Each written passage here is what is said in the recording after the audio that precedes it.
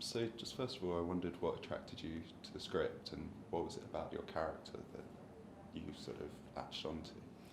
Yeah, I'd wanted to work with Lona for a long time. I just loved her work, and felt like she has a kind of deft hand when it comes to being able to balance emotion with humor that I don't think very many filmmakers do. And then I was just pulled in by Clara's story. I thought it seemed like a very compelling arc for a person. She starts out in a way so selfless. She just wants to get her children out of this bad situation. She doesn't know how. She takes a big leap of faith at the beginning of the film. And in a way, she's the least important person in her life. And she learns to have a little sense of self-worth or dignity over the course of the film. It was interesting to me. I had questions about it. And you have a really beautiful relationship with your two sons on screen. How was it working with them, and were there any additional challenges of sort of working with children? Yeah, I mean, it's very challenging working with children, not because of the child, but because of the constraints with hours, and you can only have them there for so long, and also they're little kids. It's not the same as working with an adult. So I felt a tremendous responsibility to help take care of them and make sure that they were protected.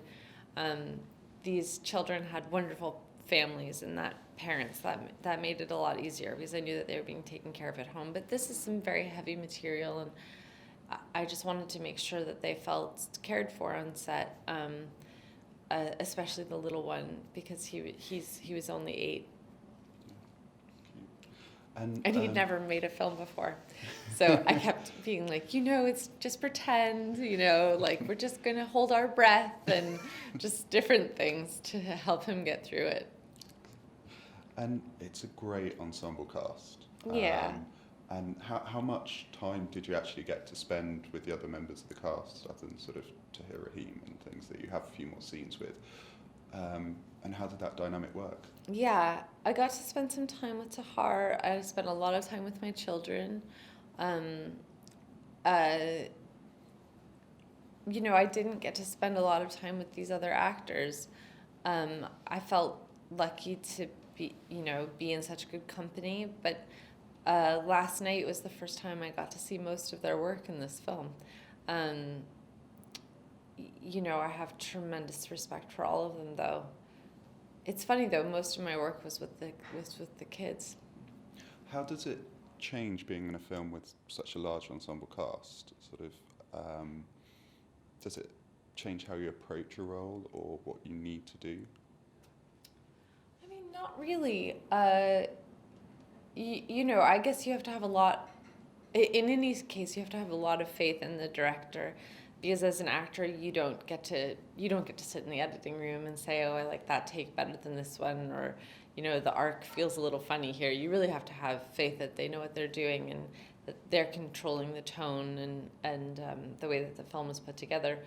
But with an ensemble cast, you're also trusting them to make sure that you're all acting in the same world. That someone isn't off here doing real naturalism and someone over here is doing something much more theatrical. You need them to help you balance it.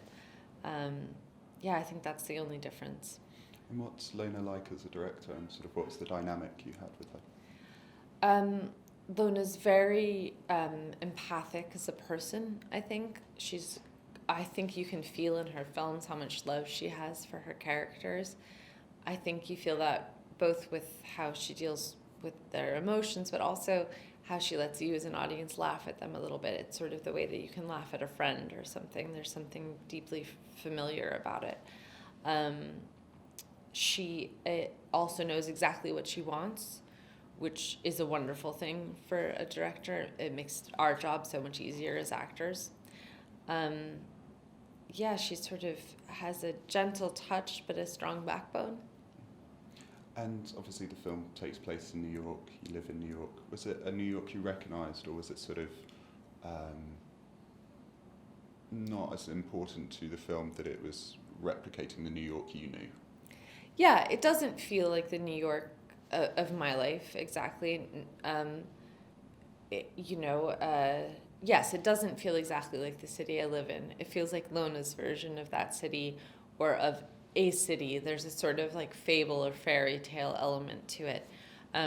We shot it mostly in Toronto and a little in New York and a little in Copenhagen, actually. And it does feel like a kind of patchwork of the New York that really exists, the New York of her mind, and then this like city that we made out of these three other cities. And obviously you're a writer as well as an actor. I wondered sort of how those two things work together for you, and how you sort of prepare for your roles, and whether writing plays a part in that. Yeah, well, I think I'm probably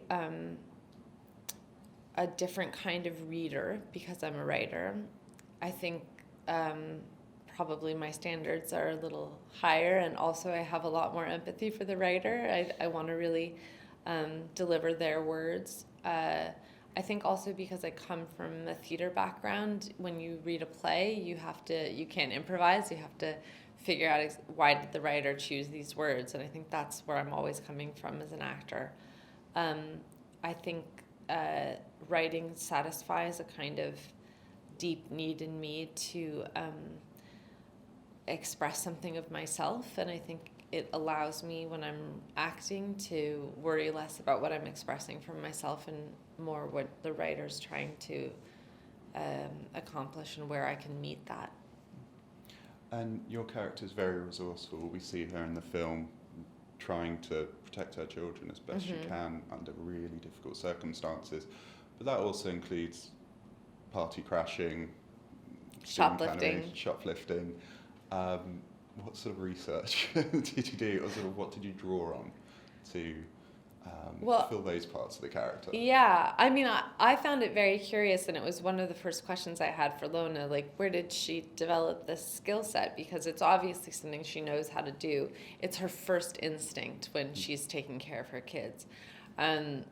And she also, has, like, one of the things she does is steal nice-looking clothes so she can get into better places to have more access. And that's a real canny instinct that I personally wouldn't have. And Lona was like, I don't know where it comes from. It was some deep part of her mind that conjured this person. So then it was about sort of filling in the blanks, like, all right, well, when did she need to use these skills before? How did she develop them? It gave me a sort of key into the character and how she might try to appeal to other people to get what she needs. Yeah. Thank you. Thanks so much. Yeah.